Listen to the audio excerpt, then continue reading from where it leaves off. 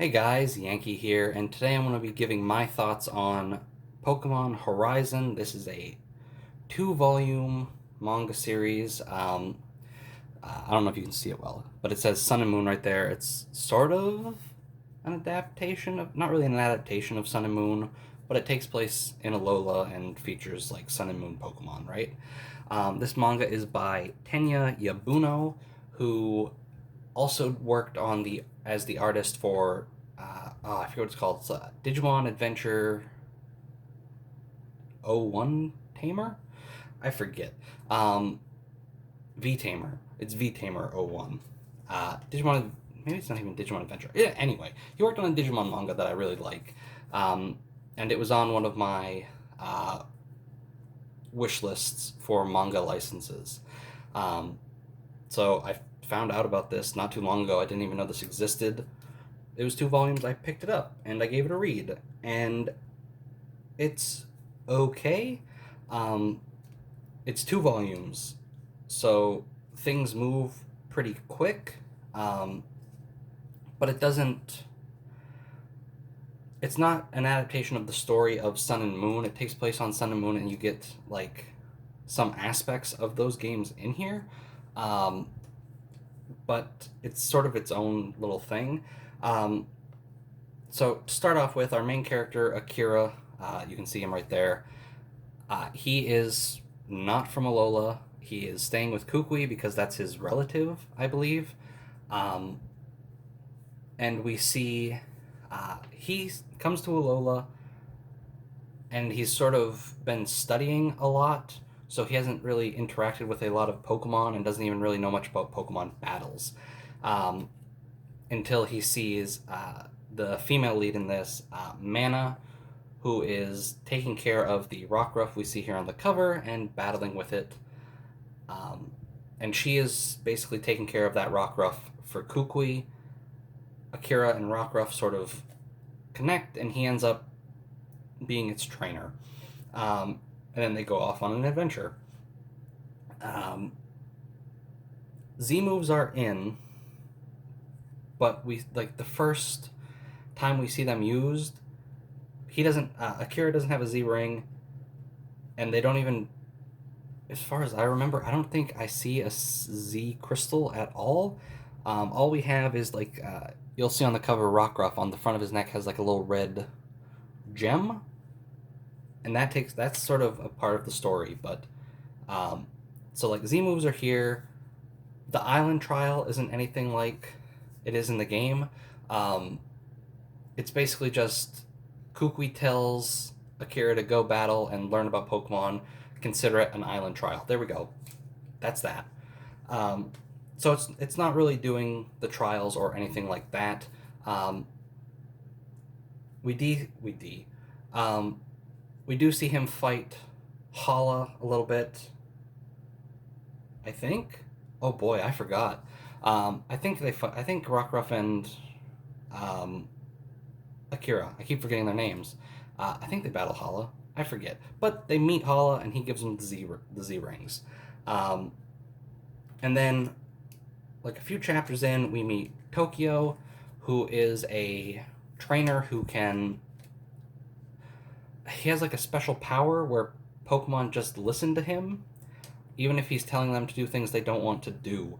So, like, our introduction to him is he battles Akira with a I forget what it's called.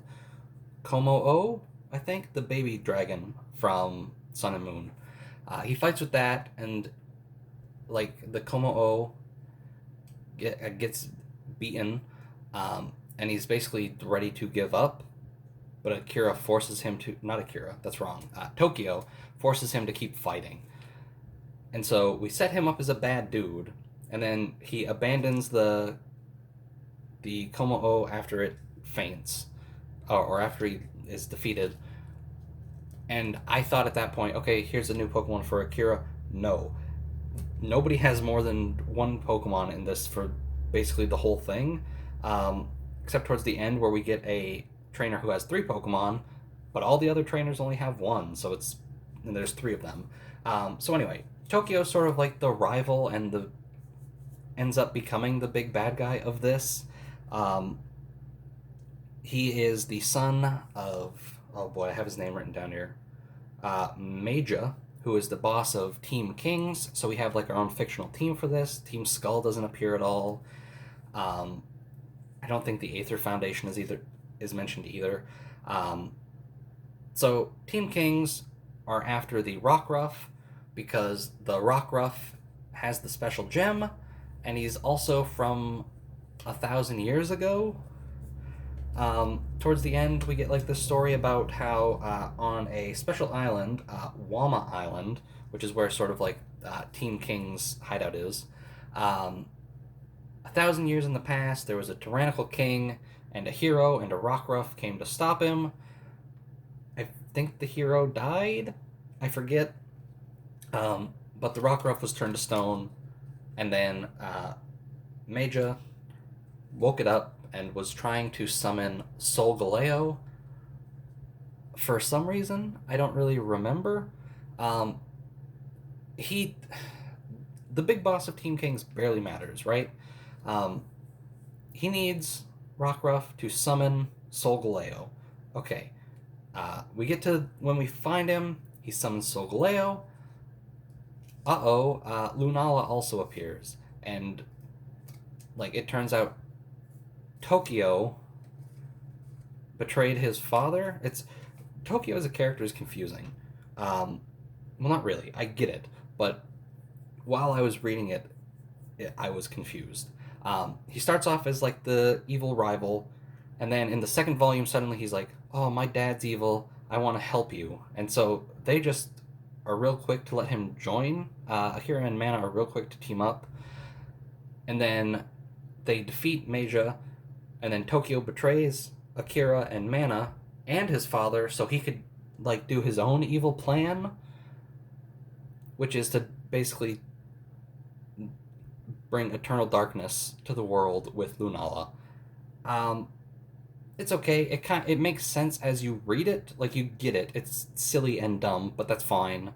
Um, and then we also got sort of something like Pokemon Adventures, where Red's Eevee could evolve into all three evolutions. Or no, he couldn't even evolve. Maybe he could evolve. I forget. It's been a little while. But the Rockruff is special. He can evolve into both the midday and midnight forms. Um, the midnight form is sort of like him going berserk, and the midday form is him sort of more calm and collected. Um, and that's neat. I like stuff like that in like Pokemon manga. That's never going to happen in the game where you can de-evolve a Pokemon, but it's fun in like a manga like this. I liked it when Pokemon Adventures did it.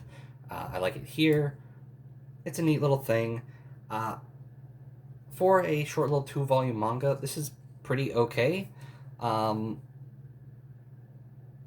that's it. It's okay. Like, you don't have to go out and read it. It's not a must read. But if you like Pokemon, it's 2 volumes. I don't really like outside of Pokemon Adventures and the Diamond and Pearl adventures, not to be confused with Pokemon Adventures Diamond and Pearl. Like there aren't a lot of long Pokemon manga that get translated. It's usually just like movie adaptations and stuff. So if you want a Pokemon manga, this is a 2-volume one. It's okay. It's sort of quick, and you see like a lot of training. Like you don't see a lot of the training that Akira and Mana do. It's all off screen, but that's because it's only 2 volumes. So we just sort of breeze through a lot of stuff. Um, but it's okay. Check it out if you like Pokemon manga. If not, it's not really worth looking at, I suppose.